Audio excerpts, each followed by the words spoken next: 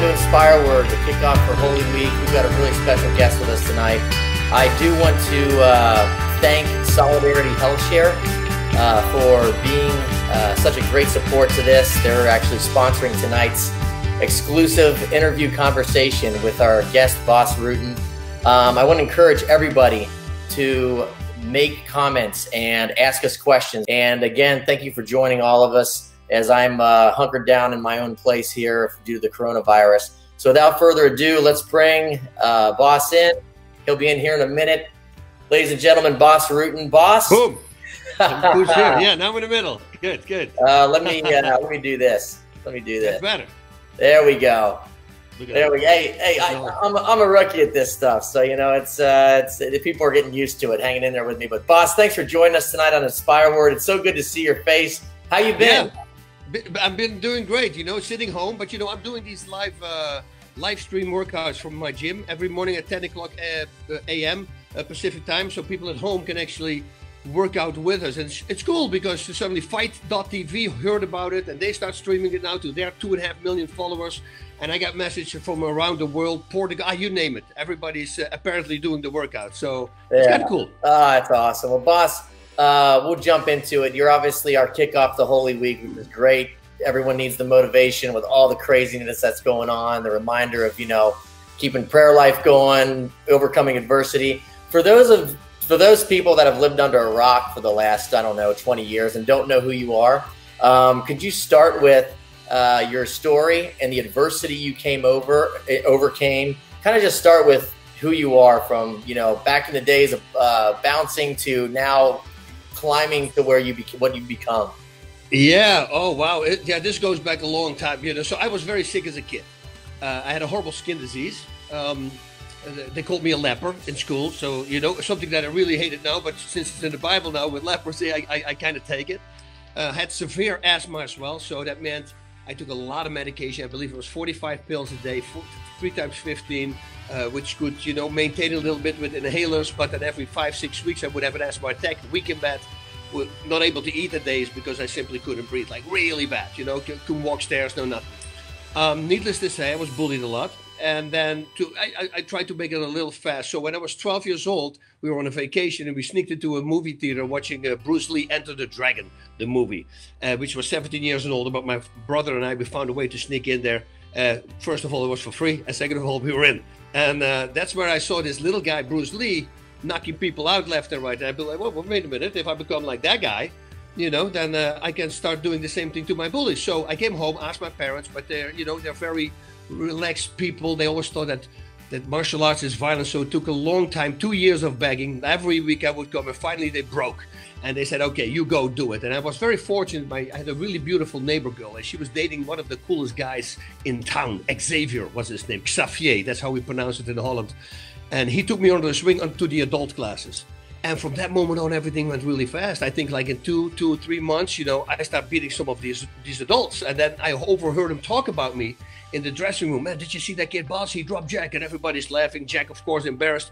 And then, but man, that kid is really good, you know. And as a kid, when you only hear bad things about you, but then suddenly adults actually say good things about you, you know, I start getting more confident. And that led, of course, to a fight, which was for me a big fight. It was the biggest bully in my school. Shaki was his name. And I was riding my bicycle on the street, and there he came with 6 of his friends and shouted, "Hey, leper, watch out, your feet don't fall off." It was always something along those lines. And this time I shouted something back, and I heard him laugh, and I looked back, and sure enough, they started to chase me, and I told myself, this is it. I'm not going to do it anymore. So I put the bike on a stand, and they surrounded me with their bikes. You know, and Shaki, of course, came to the center of the group, and he started bouncing his chest into me and telling me that I had to hit him. "Come on, leper. Hit me, leper. Hey, Rutten." So I obliged. I just did what he asked me to do. And that's when I found out that bullies were actually very weak. I mean, there was one punch, knocked him out cold. His nose was flat on his face. His friends, well, they were not his real friends, I guess, because nobody jumped in. Everybody was afraid. And the problem was, though, he had broke his nose. So he had to go to the hospital or doctor to set the nose. And that meant that the police was called, of course, because normally in Holland fights like that, the police doesn't get called. And they showed up on my mom and dad's doorstep. So, of course, they took me off immediately. Now, I do have to say, I never told my parents that I was bullied because my mom already had so much trouble with me. I was this hyperactive kid. I didn't get good attention. So as a kid, what do? You get bad attention. So I was the class clown, always causing trouble, kicked off school, kicked out of class. I mean, I think in one season I got kicked out over 60 times in the class. So I was quite a handful. And every night they would mummify me, my mother, like putting creams on my arms because it was very prominent on my hands and in my neck and on my arms. So they would put creams on there and mummify me, like putting bandages around it. In the middle of the night I would scratch that off again because it would itch so bad, so she had to do it again. And that went on for years, and not like 200 days a year, so not every day, but many times. So she already had enough trouble with me, so I never told him I was bullied. I believe though, if I would have told him I was bullied, my dad would have never taken me up. So, But that was it. That set everything in motion, And then I was 20. I moved out of the house and I started Thai boxing, or Taekwondo first. And then I started Thai boxing, kept doing Taekwondo and some sort of karate, which was called Shintai karate. But I wanted to compete, and I started knocking out people left and right. And I stopped. I became a bouncer. Crazy life as a bouncer.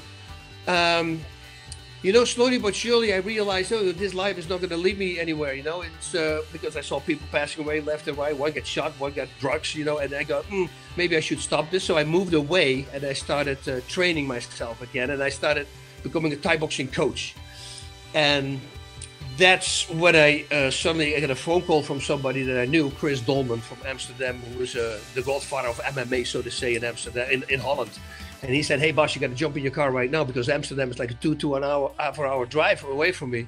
He said, there's people here for a new organization called Pancras. They're scouting and they're looking for new fighters. Maybe if you come here and you show your techniques, maybe they're going to hire you, and you can fight for their organization, make some money. So I jumped in the car, went over there, had to spar with one of his champions. And that guy, and they were filming. And I think because they were filming, he tried to go really hard on me. So I stopped him and I said, dude, we don't have to go hard. Let's just chill. They only want to see technique. And then he turned it up. So I think he thought I was afraid.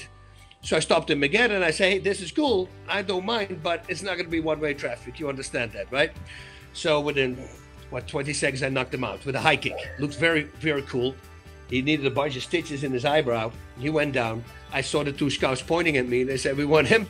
That was it. It was decided at that moment. And then September 93, September 21st was my very first fight in Japan, and that's when all the craziness started. I mean, think about this. I've never been on a plane. Yeah. In Holland, going to Paris, that's a 4-hour car drive from my hometown. So, I mean, everything is done by car.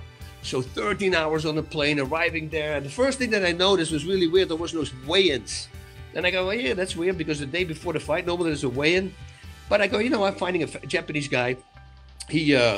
They're known to be honest, right? So I think it will be okay. So I arrived the next day at the event, and this tall Japanese guy walks to me, and he shakes my hand. I say, "Oh, are you the promoter?" He says, "No, I'm your opponent tonight."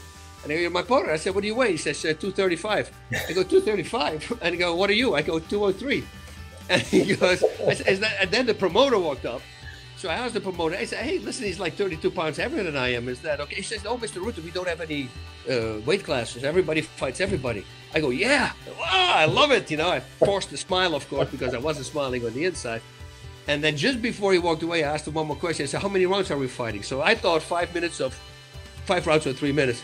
And he goes, 1 round. And I go, I'm all happy. And I said, how many minutes? And he goes, 30. And I go, yeah, I love it, 30 minutes. I'm in great shape, But I'm looking at my minutes and go, dude, what the heck did you get me into here?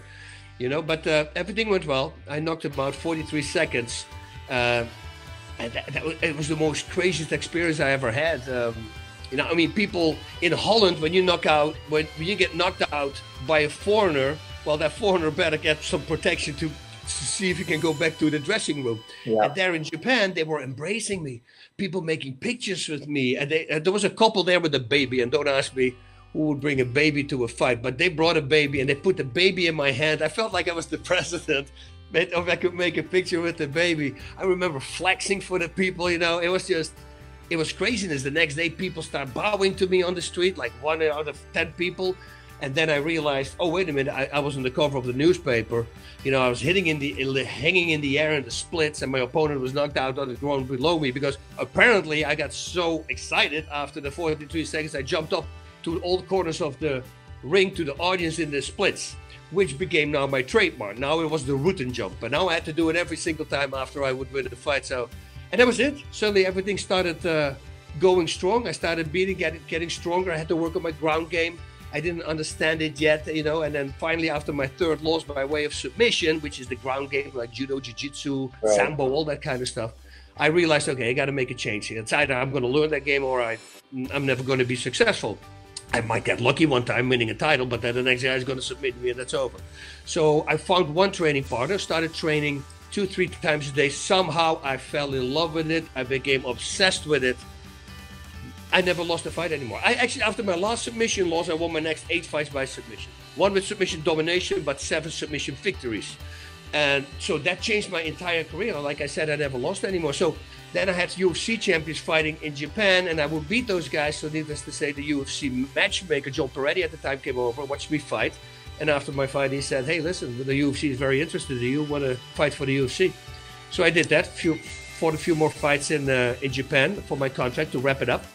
And then I became the UFC heavyweight champion. You know, I'm very proud, the first European fighter who became a UFC champion. So, and that's when it started. You know, I had to retire due to injuries. Then I started doing movies, TV shows, commercials, video games. You know, everything's just started escalating. And bada bing, bada boom. Now I'm here talking with you. Yeah, that's about a 5-minute talk. You packed a whole lifetime in only 10 minutes. So thanks for doing that. And then, of course, that launched you in a movie career, which you're doing now, among many other things. You've got your own gym. You're helping people physically. I do want to talk about the movies at one point, but let's jump into some spiritual stuff real quick, which inspireWord is about. Because we take guys from all walks of life, guys like you that have reached, you know, top levels of their industry. First, let's start with Lent, right? What is there any tips you could give to folks that or anything that you've been doing differently from, let's say, a workout perspective spiritually that has helped you through Lent and things you've been able to meditate or that would motivate you during the day? You know, I already spend a lot of time on it. You know, I wake up at an hour and 15 minutes. It's already spent on my time with God. And I stretch in between. I do all my prayers and meditation. I do all that. So, you know, of course, I read more. I read more Lent passages that they sent me. Also, last year I was doing the Exodus 90, so 90 days that we tried to, so 90 days with nothing. You know, it's like, I mean, no candy, no sweets, no TV, no phones, only for your job you could do these things. There's a whole laundry list. It's like literally Lent on steroids, only cold showers. Oh, your workout, you have to sleep certain hours. You have to, you know, it was very hard and it was perfect. And this time for Lent, I said, okay, you know, I use snus, tobacco. I said, I'm going to break that down, and at the end of Lent, it's going to be over, you know? And like with drinking, with me, it's still a thing. I've always been this guy with, you know, with an addictive personality, which can really help you in fighting if you use it for fighting. But of course, once you stop fighting, you got to really watch out with alcohol and drugs and all that kind of stuff, because if you ever like something, I always think, well, one is good, two is better, you know? So I have to need that under control.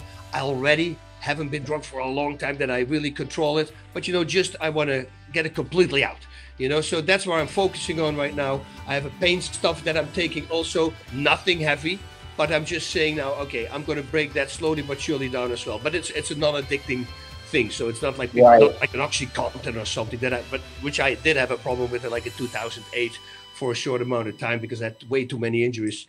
And that's pretty much it. This time I told myself I'm going to go take everything very slowly. The thing with people is they want to cut out everything immediately. And I think that sometimes that could be too much. You know, for instance, if you say, like, I don't take salt with my vegetables, you know, and then people go like, oh, that doesn't taste. I say, no, but I start with taking 80% of the salt that I regularly use. And I go to 70%, 60%. And if you do it like that, slowly but surely, trust me, I actually believe it tastes better now, the vegetables. Now, if I eat a piece of steak or fish or whatever I'm taking, of course, I'm putting herbs on there, but way less than I did before. I think salt is a real killer. If you look at high blood pressure, that's literally salt, you know, in 99.9% of the cases. So, you know, just stop it at sugars. It's the same thing. You know, in the middle of the night, if I wake up and I eat, I have an incredible body. I can eat like an insane amount. But if I would eat sugar in the middle of the night, something sweet, whatever it is, I always wake up like groggy and heavy. If I don't, I wake up, open my eyes, and I'm good. So all these things that you know they are bad for you, but you still do, start cutting them out slowly but surely. And that's what I did with this Lent this year. And like I said, you know, I do daily mass. I do all that already. Yeah, of course not now, because we're sitting in this whole COVID-19 thing. But normally, yeah, I didn't add anything more to it. Just reading passages from Lent every day, an extra I'll read, but that's a 5-minute extra read or so.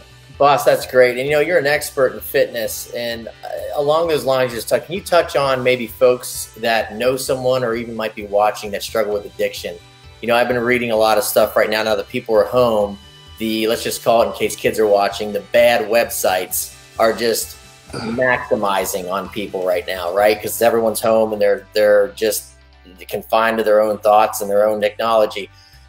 And with addictions in general, what would be your advice to people that are struggling with an addiction based on what you just said, moderation, cutting things out? What would you say to them? With that, with addiction, it's not something that you can do how I attack Lent, like do a little less. That's not going to work with addiction. With addiction, if it's pain pills or whatever it is, or any drug, what it is, you're going to have to stop cold turkey. That is a thing you have to do. Now, there are some things, for instance, if you do like heroin or OxyContin, which is pharmaceutical heroin, there's stuff like methadone or Suboxone that you can get from the doctor that will help you, but you have to tamper off of that in about 10 days. Now that stuff, Suboxone, which is also horrible for you, and I never did any homework about because I had an OxyContin addiction, I took for 3 years because it will still help with the pain. But boy, and everybody who's listening who has an addiction problem and who's using OxyContin right now, I'm telling you, once you stop that crap, it's going to be harder to stop than actually the OxyContin, especially if you're on it for 3.5 years, because now it's going to be in your bones. The side effects were just insane. Double vision, sweating. I woke up with a heart rate of 86, like in bed, 86. Blood pressure up, peeing I can't. I mean, there was a list that was just insane. And once I told myself, my testosterone level was? It was 5. Like the doctor's never seen anything like it. Not 500 or 50, 5. He had to literally give it to another doctor. The guy goes, how do you get out of bed? He says, people who go below 100. A guy who goes below 100 cannot come out of his bed anymore. I said, well, it's very hard, but I just drink coffee. I force myself to get out. And once I'm up and going, I can do it again, but I'm telling you, once you are dependent onto something, you're a slave to whatever that is, right? Whatever overcomes a man, to that he is enslaved. That's what the Bible says. So that means you're a slave to that. You do whatever that product says. When I read that, like in the Bible, I go, I don't like to be a slave. I'm going to cut this crap out. And once you do that, your life will become so much of a different life. Because you can only go down. You will find not one success story with a person who kept doing drugs his entire life, or alcohol, whatever addiction it is. Can be porn, can be anything, anger, but there's not one success story. It always goes wrong. So why not stop now? And I'm not meaning, oh yeah, I'm going to do it tomorrow. No, just stop now. You just have to make the step, but then you're going to need to be tough. Because if you've been on that crap for like a long time, your body is just used to that. But know that the more, every day when you kick its butt, it becomes easier and easier and easier and easier. It will never go away. But once you attack it and you go full force and you have the last win, well, there's not going to be a need for a rubber match, so to say. You kick its ass, kick its butt, and then you say, now I'm going to stop. So in the end, if you won, you beat it. You won 2 out of the 2, 1 out of 2, and since you was the last winner, I say you are the winner, and then just don't get it back. But it's hard, and especially now with COVID-19, everybody's inside. They're bored out of their minds. What's going to happen? Suddenly a drink. I'm bored. Maybe a drink. Boom, they're into it again. So for these people who are addicted, this time is a very hard time. If you don't have friends and family around you, even harder to kick it. If you don't have anything in your life to look forward to, you're going to have to start making plans, because for people like that, it's very hard, because there is no rainbow at the end of the storm. They don't have anything. But if you have a family and you love your family, or your family members at home, you don't even need to be married.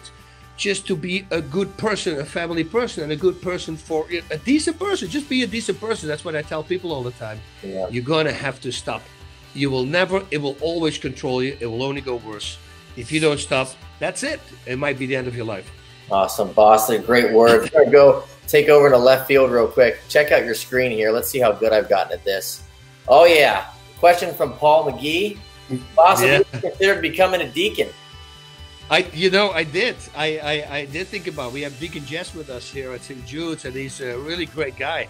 And I always thought about it, but I'm so busy with all these kind of things. Like if I would have a job that I say, okay, this is the thing where I can focus on, and because of that, I know the time that I'm free, I might want to do something like that. Yeah, inspire a lot of people, because the whole picture out there from Catholics, it's well, this right away pedophile priests, you know, and they go, dude, those are people. This is not what Jesus preached. You know, we want love. And they apparently cannot see through that. And I go, okay, wait. So then if everybody's a pedophile, well, then you're a pedophile too. I mean, and then they go, what do you mean? Oh, well, you're probably also a murderer, or you're probably also a criminal, or whatever you have. Because in your family, if you think about it, if you have 100 people, 2.7 are actually sexually abusing people. Then the higher number is sexual, like raping and all that. That's even a higher number. And then murders, and you get all that stuff too. So, you know, don't look at that. These are bad people that didn't belong there. They need to get kicked out. You know, I wish that the church would have handled it different, though. You know, like just throw them in a normal population in prison. That's what I say. They will learn, you know, because once they don't get protected, so to say, nothing bad happens. Oh, they will stop. Trust me, you know. So people sometimes are blinded, and they see something and they hear something. And listen, I was exactly the same person. It was the first thing I would say, you know, before I got back to the faith. It was me. I wrote, oh, the pedophiles. It's the first thing I said, you know. But once you realize that it's really not like that, and that Jesus was, you know, they were confusing the man with the message, right? And Jesus brought a message, all power. And if you look at the apostles, there was already one bad one in between. It's just to show you that they are everywhere. And what happens in the church, actually, Paul, the apostle, warned for that. You know, they're going to infiltrate the church, and then from the church, from the inside, they're going to break it. If you saw that big bishop that got caught, they had pictures with upside down crosses, crucifixes. You know, those are Satanists who infiltrated in the church as a priest, and then they come in there. So, you know, just listen to the two sides of the story. Don't start shouting because you hear a thing. This is something also what's going on in the world right now. You know, I'm interviewing you. If I tell, hey, Joe, how much it's 8 plus 8? You say, oh, it's 15. I go, Joe, you're wrong. Totally fine. If you would have been a black person, now I'm a racist suddenly. I go, why? I'm telling you, he's saying 15. That is wrong. Can I not say he's wrong because he's black? You know, but see, and if you will be gay, I will be a homophobe. But if you or a Muslim, I'm a Islamophobe. There's all these crazy things right now. You can't say the truth anymore, because if that person is not exactly like you, well, then you're a bad person. But it's not. Truth is truth. It's very simple. And that drives me just nuts. And most of the time, those people are the people who are shouting against the church, because they only look here. They're like the horses with those blinders on, and they only focus on themselves, and that is pride. You know, and pride, well, just know that every person in hell is proud. Yeah, well, I think you're right. I mean, there is definitely a spiritual battle going on, Bas, without a doubt. We got another question for you from Brian McIntosh. Like, Bas, has your family and friends been supportive of your journey into the Catholic Church? Did you lose, or did you get challenged by anyone or someone when converting into the church? Oh, you know, on my Facebook page, for instance, I was growing 2,500 members a week, 10,000 a month for years. And as soon as an article came out from the Catholic faith, it stopped for at least a year. So that's how people think. Me, I came home. My wife always told me that she doesn't need to go to church, that she's a good person, and she believes in God. There is a God. You know, too many things happened to us. We were in the spirit in our old home. We had some crazy situations. And but that was her outlook on it. But once I decided I want to get back into the faith, you know, then she said, okay, we're going to see how long this is going to take, because she knows me. I come back with something, I'm very excited, it's for about 6 weeks, and I'm bored of it, and it's. But now she saw suddenly I really was invested to it, and she saw the changes that I started making, and I started becoming a better person and a better thing. And I was never a bad person, but I was very destructive to myself, like drinking and craziness and all that stuff. But everything started to go clean up, and suddenly I told her, hey, I want to get married with you again, this time for the church. The next day was a Monday. I told that to her on a Sunday. I'm trying to get a hold of her, and it was around noon, and I couldn't get a hold of her. And she calls me back at like noon 45, and I say, hey, where were you? She says, I was at Mass. I go, excuse me? She says, yeah, I went to daily Mass, and I just signed up for RCIA classes because I got baptized, but I never did my confirmation. That was the support of my wife. Immediately accepted, immediately done. My youngest daughter already is baptized as well, or my oldest here. and my youngest we're working on it. Let me say that. You know, because kids are kids. But Right. you know, yeah, and the people are people. But you know, once you look through that, these are just the idiot people who just don't look any further. Yeah. You know, and I don't care about these people. Like, oh, I don't care. I'm always was a big fan, and no, I'm not because you went back to the church. I go, that you were never a big fan, because if you would do your homework, you realize that church is actually a really good place to be. Actually, right now in this day and age, with all the murder and raping and everything that comes out, I think we really need it. Yeah, you know, I think without it's a doubt. Without everybody. a doubt. Boss, that's actually a good segue. Thank you to Eduardo for this question. He's saying, how can you really express your Catholic faith with non-believers, let's just say in the secular world, you being in the spotlight constantly and have come out unabashedly, let people know that you're Catholic. What are some tips on how you overcame when you had to make that decision? You know what? The heck with it. I'm going to choose God and Jesus over everything else. You know, think about this. If you believe that this life on earth is it, you know, and you go somewhere, I like to clean up my life. I've been attacked by a ghost in my house. I've seen a curtain when I thought a person was in the house, running after the person that I thought was in the house. We had a thick curtain hanging in front of the doorpost, flew up against the ceiling. So I keep sprinting because a person just ran through it. There was nobody in the house. And yes, the doors were closed. All these idiots always, oh, maybe there was there was a Category 4 hurricane going on that blew up. Come on, dude, be honest. I'm not an idiot. You know, I've seen her walking around, been attacked myself. Actually, in this house, we walk in this house. After the first night, I asked my oldest daughter here, I said, hey, how was your first night? She says, oh, I had a visit from 2 boys. And I go, whoa, what? And she saw the spirit in her old home. She could exactly describe what she looked like. It was a woman. And I go like, what a spirit? They go, it's not freaking you out. They says, no. I said, why not? No, they're just, you know, they were nice. And they left me alone when I wanted to be left alone. And I go, well, how old? And she goes, I don't know, 16, 17 years old. I go downstairs, I type in on my computer, did ever something happen? And I type in my street.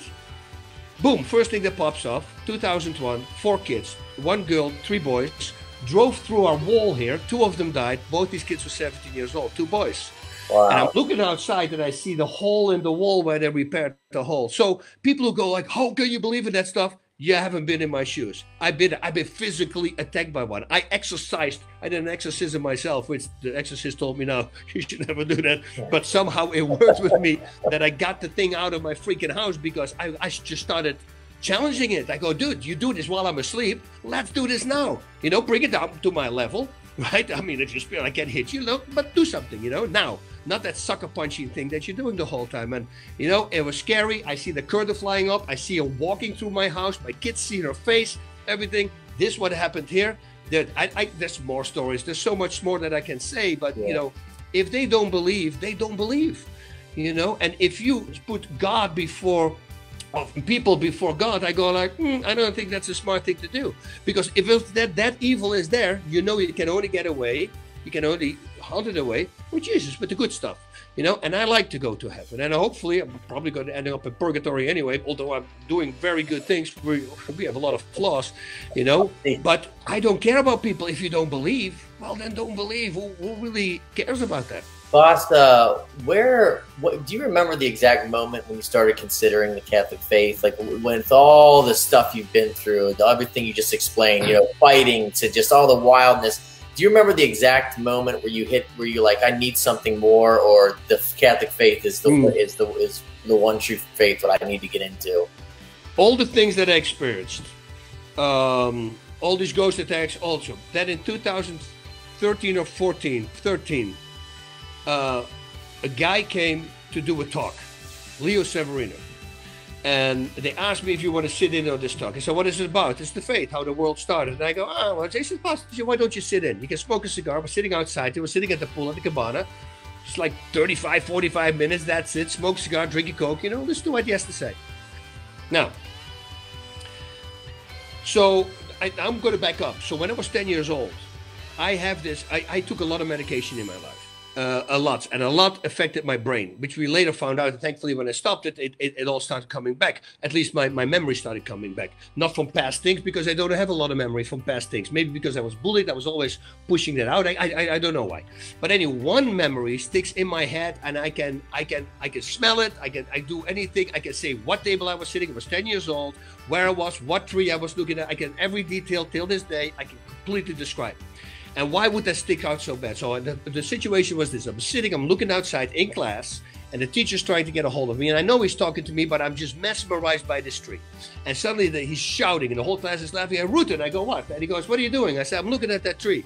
He says, how did the tree, he says, what about that tree? I said, how did it get there? And he goes, well, they planted it there, stupid. And I go, yeah, I understand that. But, you know, the tree before that, and the tree before that, and the tree before that. And if I keep going back, where do trees come from? Right? This is really weird. Now, why would that be the most vivid imagination that I had from my childhood? Then in 2013, the speaker comes up, Leo Severino, and he starts talking. A leaf fell from a tree. And he says, that leaf just reached its end destination. He says, let's start backtracking this leaf. He goes to the branch, and he goes to the tree before, and he goes to the tree before, and he goes to the tree before. And while I'm listening, I'm going like, and imagine this. This is after I've been attacked by a ghost, and we see flying things around, and I mean, crazy stuff. I go, whoa, where do I know this story from? And I realized, dude, this is when I was 10 years old. Where does the tree come from? And he used the tree. What are the chances many years later? Why do I have that memory? And then he start going back. And then eventually, when he start backtracking that lead, getting to a very solid proof of the very existence of God, that was it. That was it for me, together with the ghost attacks, with everything that I had. That made it all full circle, because why would I have that freaking scene in my head from when I was 10 years old that is so vivid? Literally, I can walk to the classroom right now, sit at the same chair, point out the tree. I can do anything, you know? And that was for me, okay, this is it. Listen, there's so much more happened. Maybe we get a full hour one time or something. Yeah, we'd love that. More stuff. Yeah, it's not like, because trust me, like I said, I was an unbeliever too. I was like, whatever, no. So it's not like I was, this guy was always on the path. I was the worst guy. I was steering off the path as far as I could, you know. So for me to come back, there needed to be something really concrete happening, and that's what happened. All that stuff together just really freaked me out, and I realized, okay, I got to clean up my life now. Yeah, well, it's a beautiful story, and it's your story. You know, a lot of people have similar stories to it, not the exact same, but everybody has that lightning bolt moment where it's gradual or it happens at once. We're down to the bottom of the hour here. We got some other questions pouring in, but you know what? I think it'd be fun to tap into the trainer side of you, the fighter side of you, and give us all some advice. Maybe even pretend we're in the gym with you about getting better at Lent. It's Holy Week. You're kicking this off for everyone. Maybe give us some motivation, some words of motivation of quit griping and maybe do some more sacrifices. And when enough is enough, do even more, you know, for our Lord this week. 1 week out of the year, it's the least we can do. What would you say as a trainer to the rest of us? As a trainer, you know, everything is hard, but everything that's hard in the beginning becomes easier the more you do it. Like Father Ripperger, he's an exorcist, and dude, you got to hear his stories. I mean, this is freaky. He said he compares it like ice skating, right? First time you're on the ice, well, you're gonna drop a whole time, boom, boom, boom, and falling down, you know. But slowly you start getting hang of it, and then it becomes fluid, and now you can ice skate. And that's the same thing with everything else in life. But you have to work for it. You know, nothing comes easy in life, and everything that comes easy in life, that's the problem right now. That's what everybody wants. That's the minimalism, you know, want the most for the least amount of effort, or hedonism, or only seeking for pleasures, you know. But what we do as a crowd, we confuse pleasure with happiness. You know, we think that pleasure, getting the newest iPhone, the newest this, yeah, that's fun for like a week or a month, and now you're looking for the next thing. No, happiness is living different and changing your life and doing things that attract you. All the things that we hear, the earthly possessions, so to say. We're all addicted to so many things. Like I said, I have a chew, and I like to drink this, or maybe I like to drink more Coke. And whatever it is for you, you have to start cutting it down slowly but surely. And that's the only way you can break it. So if you just take baby steps, and that's what I'm saying, not with drugs and alcohol. You cannot drink 2 beers. That's not going to work. You're going to have to quit it. That's what you have to do. And then you're going to have to fight it every single day. Every single day, day by day. Not say, I'm not going to drink for a month. No.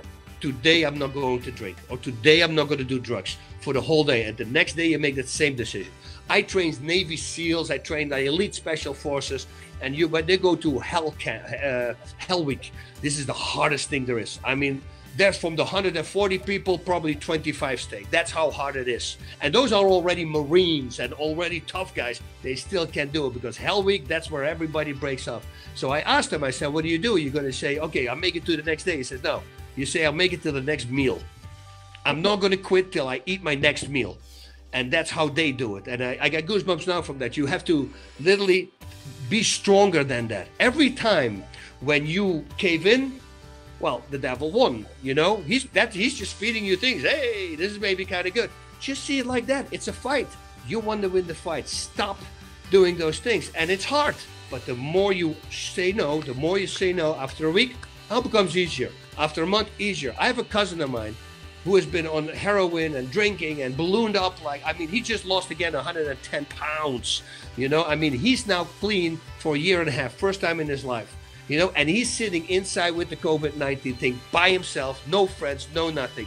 And he's still strong. You see guys like that, oh man, I say that is real toughness. Yeah. You know, they always say, oh, Bas, you're a badass. No, that is a badass right there. Sitting by himself, having nothing in life, not a job, no nothing, and still not doing it.